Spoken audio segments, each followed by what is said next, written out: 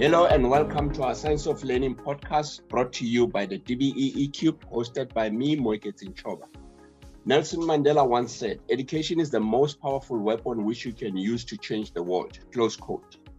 As we prepare learners for a changing world, I ask our guest how we prepare learners for a changing world.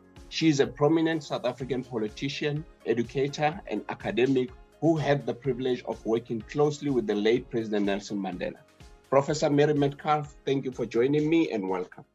Thank you very much, Moeketin. Prof, this month marks the 10th year since the passing of President Nelson Mandela, a man who has left an indelible mark in the world. Having worked closely with him, how do you reflect on this significant milestone?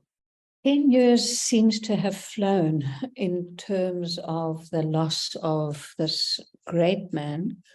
And it also seems that so much has happened since he left.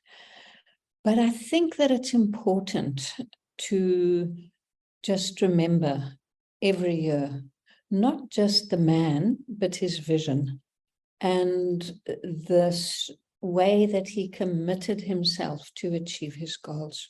Indeed, Nelson Mandela's legacy continues to resonate with people worldwide. However, in recent times, we have witnessed the impact of COVID-19, as well as issues like cholera outbreaks and other problems that negatively impacted the basic education sector. So, Prof, do you believe we can learn something from Mandela's legacy in surviving these current challenges? It's such an interesting question. And I'll tell you why, is because I suppose one could say that every generation has its own challenges. Every generation suffers its own hardships, and we're very conscious of the hardships of the recent years. But if we went back into the life of Mandela and the various hardships that he suffered, we can learn a lot, because these are the challenges for our generation and we can learn from him.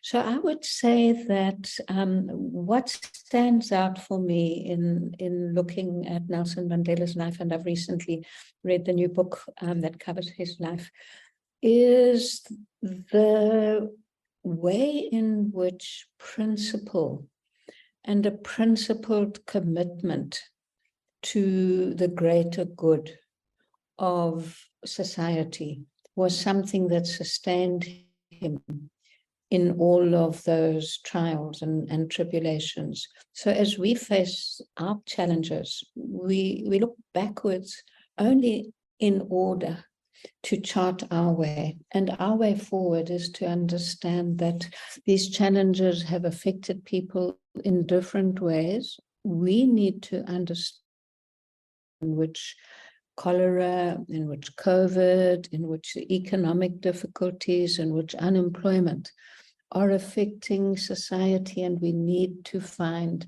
solutions that will take the common good of everyone forward. Because if we become selfish and think only of our own advancement, in the end, you are undermining the possibilities of a strong society. Wise words, Prof. Now let's dive into the topic at hand. How do we prepare learners for a changing world? With the rapid advancements in technology and shifts in global dynamics, it can be a daunting task. What are your thoughts on this? Well, the world is changing, and it's changing in multiple ways. It's changing in terms of technology. It's changing in terms of the ways in which our behavior of consumerism and dependence on fossil fuels is threatening the future of the planet. So if we look at technology in particular, my greatest concern about technology is this: without access of the majority of South Africans and South African learners in particular to broadband that is fast, that is affordable, that they can access on their devices, we are going to see technology being an exacerbator of inequality rather than something that can equalize society. So firstly, I think with technology, we need to make sure that it's accessible to all. We need to address this huge divide that comes from those who can afford and those who can't. But linked to that, we also need to understand that the nature of the economy means that we are constantly wasting resources, not reusing, not recycling, not shifting away from the use of coal and fossil fuels. And these concepts may be complex and difficult for learners, but we need to make sure that our curriculum is suffused with an understanding that single use of something, I got WhatsApp.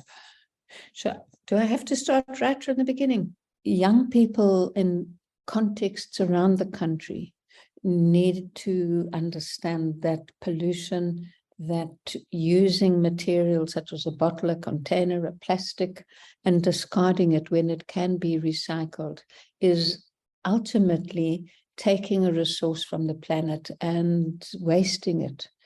I sometimes worry that our young people are going to face a future where they're going to be amazed at how we just threw away paper, threw away plastic, threw away so many things that could have been reused. So our challenges are different, but we have to approach those challenges with a sense of the importance of sustainability, of social justice, and care for others as well as for ourselves. Absolutely, Prof, especially on your points that you made on sustainability. One approach often discussed is learner-centered education. In your view, how are we progressing in this regard, and what more can be done to ensure the effective implementation? Any good teaching is inevitably learner-centered. And teachers who are not conscious of the minds of every child in their classroom are going to struggle not only with achieving learning outcomes, but they're also going to struggle with just maintaining an attitude and commitment to learning in their classroom. Some people might say that differently and say that learners will misbehave. But if you're not connecting with learners, you're going to lose them. So learner-centered is essentially about what the teacher does in the classroom. But learner-centered also means that we need to take care of the learner as a whole being. We need to make sure that they're fed, which is why the school nutrition program is so important. We need to understand the circumstances from which they come and the kind of support that they may need, for example, in just completing homework. They may be walking long distances from school, so we need a school environment that cares for young people, and then we need a policy environment that is learner-centered. And that's complex because often that has to do with trade-offs. Thank you, Prof. We often hear about the importance of 21st century skills in preparing learners for a changing world. Could you elaborate on which specific skills you believe are crucial and how they can be fostered within the education system? You know, I love this question because too often people think 21st century skills is all about IT, coding, etc. But actually 21st century skills, the most critical ones are the ones that enable us to adapt to the circumstances that we will be facing this century, that you will be facing in this century.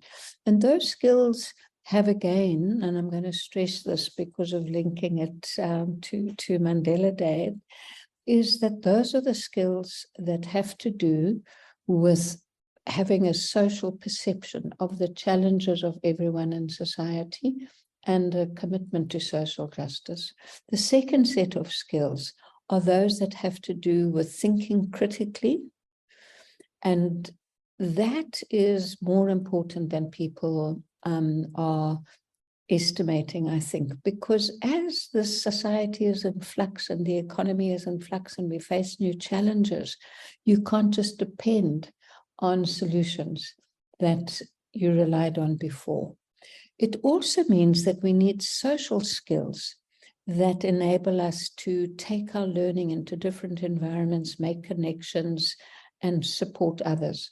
So the technology component of 21st century skills, I think, is a small part compared to the critical components of adaptability, critical thinking, compassion, being able to make social connection.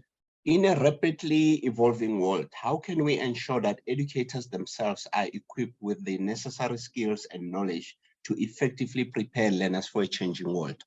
This is again another interesting question. Thank you for these interesting questions. You know, I think that too often we think about teacher support as something that is top down, that we know the answers, and we will take these answers to teachers, pull them into a room, tell them the answers, and send them on their way.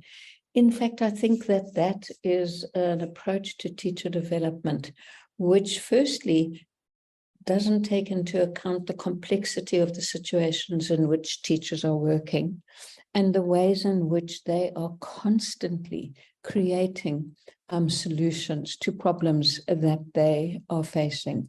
So the most important thing we can do to make sure that educators are equipped to be able to respond to all of these challenges is to give them the time and opportunity as professionals to work with each other, to read, to explore solutions, and the space to reflect on the solutions that they found and to debate those with colleagues.